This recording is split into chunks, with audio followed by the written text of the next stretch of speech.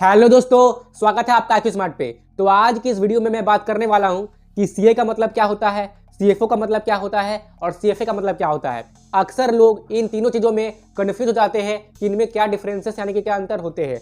तो आज की इस वीडियो में मैं इनके बारे में डिटेल में बात करने वाला हूं। इसलिए मैं आपसे विनम्र अनुरोध करूंगा कि आप कृपया करके इस वीडियो के अंत तक बने रहे, जिससे कि आपको ये तीनों चीज अच्छे से डिटेल में समझ में आ जाए। तो फिर चलिए बिना देरी किए इस वीडियो की शुरुआत करते हैं। दोस्तों, मैं अभी आपको जो कुछ भी समझाऊंगा ना, वो आपके स्क्रीन पे आ जाएगी। आप खुद भी पॉज करके पढ़ सकते हैं कि मैं आपको क्या समझा रहा हूँ, ठीक है।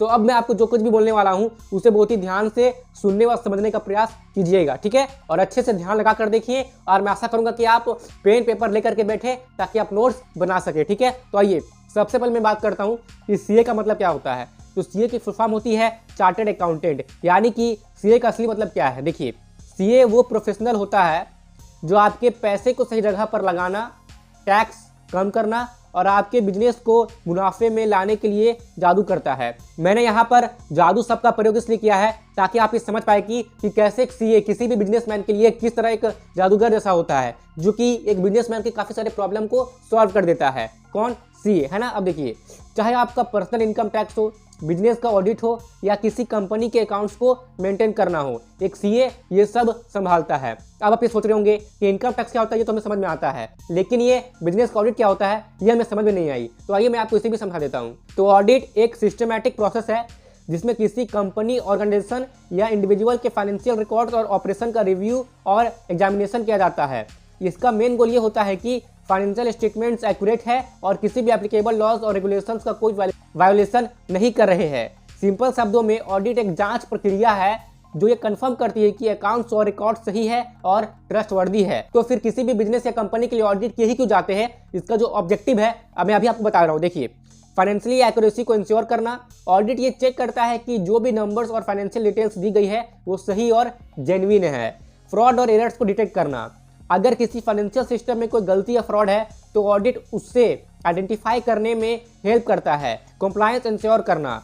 ऑडिट का पर्पस यह भी होता है कि कंपनी या ऑर्गेनाइजेशन ने एप्लीकेबल लॉज और रेगुलेशंस को फॉलो किए हैं। स्टेक होल्डर्स कॉन्फिडेंस बिल्ड करना। ऑडिट रिपोर्टर्स, इन्वेस्टर्स और क्रेडिटर्स और स्टेक होल्डर का ट्रस्ट बनाने में मदद करती है। मैं आपको ऑडिट का प्रैक्टिकल एग्जाम्पल भी देता हूँ। देखिए, मान लीजिए कि कंपनी है XYZ प्राइवेट लिमिटेड जिसका टर्नओवर 100 करोड़ है।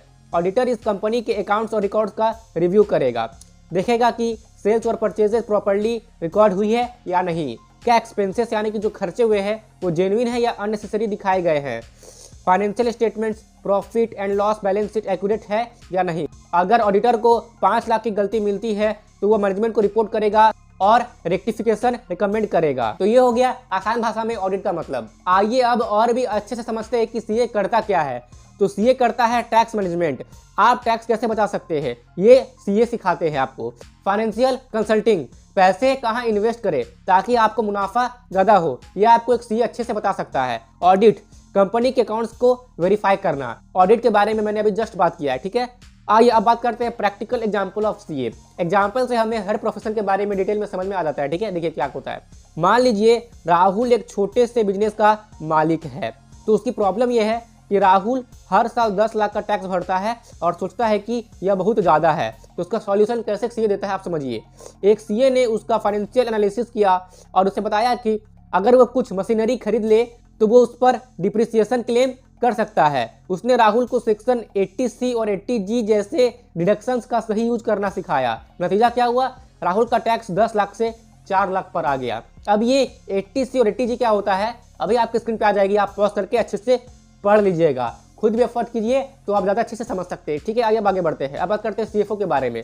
तो सीएफओ का मतलब होता है चीफ फाइनेंशियल ऑफिसर। तो सीएफओ किसी कंपनी का वो कैप्टन होता है जो कंपनी को फाइनेंशियल समंदर में डूबने से बचाता है। ये जस्ट मैंने समझने के लिए लिखा है। इसका मतलब ये है कि इसका काम है कंपनी की पूरी फाइनेंशियल प्लानिंग करना और सही फैसले लेना। सीएफओ क्या करता है? कैश फ्लो का ध्यान रखना, कंपनी के पास सही समय पर पैसे है या नहीं इसकी जांच करना, फाइनेंशियल प्लानिंग करना, लॉन्ग टर्म इन्वेस्टमेंट्स और ग्रोथ स्ट्रेटेजी को देखना और रिस्क मैनेजमेंट, फाइनेंशियल रिस्क को कम करना। आइए हम सीएफओ का प्रैक्टिकल एग्जांपल भी देख लेते हैं। मान लीजिए कि एक फूड डिलीवरी कंपनी है जिसका नाम है फास्ट बाइट्स। तो इसकी सेल्स बहुत बढ़ गई है लेकिन कैश की कमी हो रही है। प्रॉब्लम यह है कि कंपनी के पास वर्किंग कैपिटल नहीं है। तो इसका सॉल्यूशन क्या है? तो सीएफओ ने देखा कि कस्टमर से पेमेंट्स आने में 90 दिन लगते हैं। उसने नए पेमेंट टर्म सेट किए और सप्लायर से 60 दिन का क्रेडिट लिया। इसके अलावा उसने कंपनी के लो परफॉर्मिंग जोन्स को बंद कर दिया। नतीजा क्या हुआ? कंपनी के पास कैश फ्लो सुधर गया और ग्रोथ भी स्टेबल हो गई।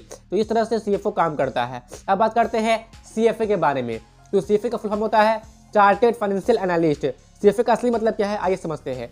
सीएफए वो मास्टरमाइंड है जो आपके पैसे को सही जगह इन्वेस्ट करके उसे बढ़ाने में मदद करता है। यह एक्सपर्ट स्टॉक्स, म्यूचुअल फंड्स और इन्वेस्टमेंट पोर्टफोलियो को मैनेज करता है। सीएफए क्या करता है असलियत में? देखिए वो क्या करता है, इन्वेस्टमेंट प्लानिंग। आपके गोल्स को अचीव करने के लिए सही इन्वेस्टमेंट ऑप्शंस यह आपको देता है। रिस्क एनालिसिस, कौन सी इन्वेस्टमेंट सेफ और प्रॉफिटेबल है ये बताता है। पोर्टफोलियो मैनेजमेंट, इन्वेस्टमेंट को सही से डाइवर्सिफाई करना, ये भी एक सीएफए करता है। आइए हम सीएफए का प्रैक्टिकल एग्जांपल देख लेते हैं। मान लीजिए सोनिया का सपना है कि वह 15 साल में 10 करोड़ का फंड बनाए। तो उसकी प्रॉब्लम यह है कि उसे नहीं पता कि इतना बड़ा अमाउंट कैसे इकट्ठा किया जाए। तो उसका सॉल्यूशन कैसे एक सीएफए देता है, आइए समझिए। एक सीएफए ने उसे 15% के रिटर्न पर एसआईपी प्लान में इन्वेस्ट करने का सुझाव दिया। हर महीने 50,000 रुपए की एसआईपी शुरू की गई, जिसमें 80% इक्विटी में निवेश किया गया, 20% डेट फंड्स में निवेश किया गया। उसने मार्केट के ट्रेंड्स को देखकर हर साल पोर्टफोलियो में छोटे मोटे बदलाव भी किए। किसने? एक सीएफए ने। नतीजा क्या हुआ? 15 साल में सोनिया के पास 10 करोड़ का फंड तैयार हो गया। तो इस तरह से सीएफए किसी भी फंड को मैनेज करते हैं। ठीक है, आइए एक छोटी सी टेबल के जरिए हम तीनों के डिफरेंस को एक बार अच्छे से समझ लेते हैं। तो सीए, सीएफओ और सीएफए का फर्क समझे एक टेबल से। देखिए फैक्टर, मेन रोल। सीए का क्या होता है मेन रोल? टैक्स मैनेज करना, अकाउंटिंग मैनेज करना और ऑडिट मैनेज करना। जबकि सीएफए का होता है मेन रोल क्या? कंपनी के फाइनेंशियल प्लानिंग का लीडर होना। और सीएफए का होता है मेन रोल क्या? Investment management expert. ठीक है, अब देखिए सीए का फोकस क्या होता है? टैक्स सेविंग और कंप्लायंस। और सीएफओ का फोकस क्या होता है?